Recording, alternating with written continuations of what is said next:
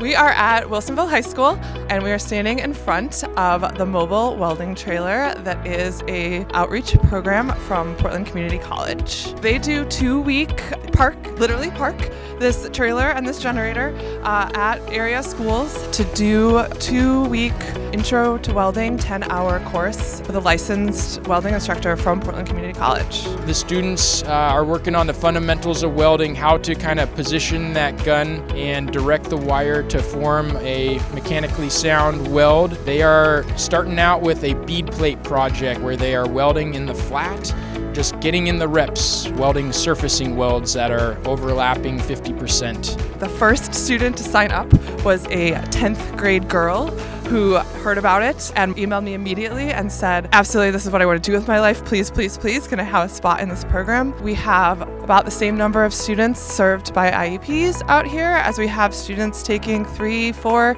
AP classes right now. The goal of making it out to these local high schools is to allow kids who have not had exposure to shop welding, to allow them to have 2 weeks of hands-on practice and kind of get a sense if working in the trades might be suitable for them. A lot of them are interested in some of our skilled trades, being an electrician, being a plumber, being all of these wonderful blue-collar, high-paying, living wage careers that we have a lot of need for. There's a huge gap in supply and demand for the workforce in structural fabrication at the moment. So industry is begging for newcomers, and that's our goal, to help bridge that gap so that they have skilled workers entering the workforce. I think that helping students see life after high school can be a really powerful engagement tool to get through high school. And so I really hope that they start to imagine a future for themselves after high school, and that helps them stay engaged for the next couple of years.